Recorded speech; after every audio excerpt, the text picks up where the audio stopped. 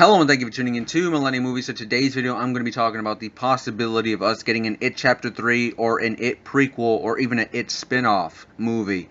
So before you call me crazy in the comment section below, I'm making this video because It Chapter 1, released back in 2017, made over $700 million worldwide at the box office. That is the #1 grossing horror movie of all time, without inflation, and it is in the top 3 for the highest R-rated movies of all time. So this movie has made its money, right? It's made a ton of money. And I don't understand how Warner Brothers are going to be able to resist continuing that character. I mean, you look at other franchises that have made a minimum amount of success of money, not nearly as much as It Chapter 1, and they continued, right? They continue, okay, hey, this movie made a little bit of money, let's go even more. Even though we didn't plan it, let's make some more Purge movies, right? Let's make some spin-off Conjuring movies. So I think that precedent is there for a studio to do this, and especially with how much money It Chapter 1 made and how much hype right now that It Chapter 2 has and how much money I think it's going to make. I can see Warner Brothers maybe saying, hey, Stephen King, do you want to be on board for an It Chapter 3? Andy Muschietti, do you want to come back to direct a Chapter 3 and tell a completely brand new story that no one has seen? And it's not like Stephen King wouldn't be open to this, because, hell, just later this year we have the Dr. Sleep movie coming to us. And Dr. Sleep is the novel that is the sequel to The Shining. And so Stephen King has proven that he will make sequels to his novels and to his stories. So I don't see any reason why maybe Warner Brothers wouldn't want to hire Stephen King on as a producer and as a story and helming the story, being an overseer of the story for It Chapter 3. Now, I'm not talking about as a screenwriter and director, because of course screenwriting is a completely different beast than with writing a novel. And I think that Stephen King has proved that, unfortunately, that he is not the best screenwriter when it comes to film and TV. I mean, hell, look at his version of The Shining made-for-TV movie, and then look at other movies that he's written himself. So he's not a screenwriter, but he's still a damn good writer and a storyteller. So I think that having him on board for an It Chapter 3 while letting other screenwriters handle the screenwriting process, I think that you could have a hit. And it can be treated kind of like in a George Lucas way, where George Lucas, with the original trilogy and with the Clone Wars animated series, he wasn't the head writer. He wasn't writing every single episode in every single movie, but it was still his world, his creation, his story, his ideas. So Stephen King has great ideas. So I think that an It Chapter 3 could work, where maybe, you set it in the future, 27 years after It Chapter 2, and we've never seen futuristic horror movies, right? We've never seen horror movies set in the future. That in it of itself is a brand new concept that we haven't seen before, and I think there's interesting creative possibilities and story directions that you can take that. So I think that there's something there for an It Chapter 3, right? You can take it in a completely brand new direction. You can make it even more crazy than It Chapter 1 and Chapter 2 could possibly be.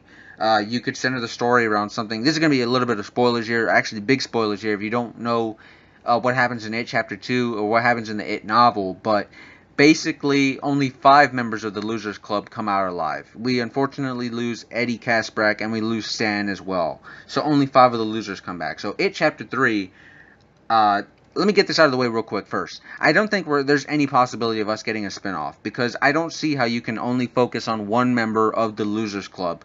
The Losers Club, while they're all great characters by themselves, they work best as a functioning unit, right? They work best as a group. So I don't think you would want to split them up, because people would say, hey, at this point, hey, why are we only focusing on Bill? Where's Richie? Where's Mike? So I think what you need to do is, if you were going to do a spinoff, you can't do it. You just can't. You can't focus on one loser. It has to be all of them. So I think that the best bet here is a sequel, and do It Chapter 3, where maybe it's set 27 years after It Chapter 2, and Pennywise has returned with a vendetta against maybe not so much the children, because 27 years, but maybe the grandchildren of the Losers Club, and maybe you can get some cameos as well from the adult losers, and have them maybe have them help their grandchildren fight off Pennywise for this final climactic battle where we see the old Losers Club, right? Old man Losers Club versus with their grandchildren versus Pennywise for one final showdown. Something like that, who knows? I think it could work. I think that idea could work, or something of the sort could work, if you just had the right screenwriters and the right director to bring it to life. Now, the last thing that I wanted to talk about was the possibility of us getting a prequel, because I think that this is probably the second most likely if we were going to continue the story of Pennywise or further explore Pennywise, because there is a lot of history with Pennywise, whether we've heard it from the novel or whether we've heard it from the film. uh, Derry, the founding of Derry, it started as a beaver trapping camp until 91 people vanished, and no one knows whether it was Indians or it was a plague. It's very similar to the Roanoke colony and the disappearance there that happened in history. And the only thing was that the only evidence was the presence of bloody clothes that led to the well house, which is of course down in the sewers now. So we could have something like that where we go like way back into the 1700s, where we find out, okay, this is when Pennywise first arrived, and this was the first ever uh, attack from Pennywise in our history. Or we can do something more recent, like in the 1900s, the Kitchener Ironworks explosion where 102 people died and 88 were kids, right? The Easter egg explosion that we see Ben Hanscom looking at in the library in It Chapter 1. Or there's the Bradley Gang shootout, which I think Eddie mentioned when they're all outside of the pharmacy. And there's also the Black Spot that was burned down by a racist cult. I don't know so much about the Black Spot because I think that that's going to be further explored in It Chapter 2. As you look at this picture right here, we can see Pennywise is jumping out from the wall, and it looks like the building that him and Mike are in. And it's in a burned down building, and I think it makes sense with Mike being the one to explore the Black Spot and Pennywise being the one to haunt him in that location. So maybe not so much the Black Spot, but again, there's so many other things. There's the Bradley Gang, there's the Ironworks explosion, there's the first appearance of Pennywise with the settlers who first arrived at Derry. So I think that you could do something with a prequel movie, where we get to see maybe other kids, or it doesn't even have to be kids, but other people, other adults who had to deal with Pennywise the clown.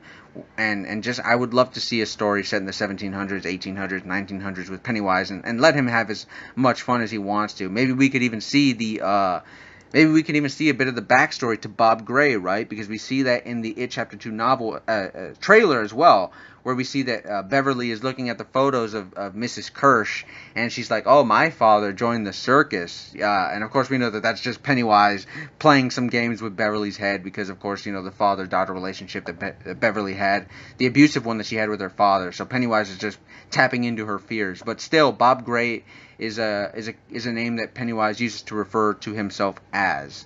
So, but of course Pennywise has a bunch of backstories to him. He doesn't have just one. It's kind of like the Joker, right? Where you don't know his true backstory. He's got a bunch that he'll tell you, whatever you'll believe. So yeah, I do think that overall there's a strong possibility of us getting a sequel to It Chapter 2. I think there's more higher possibility of us getting an It Chapter 3 as opposed to a spin-off.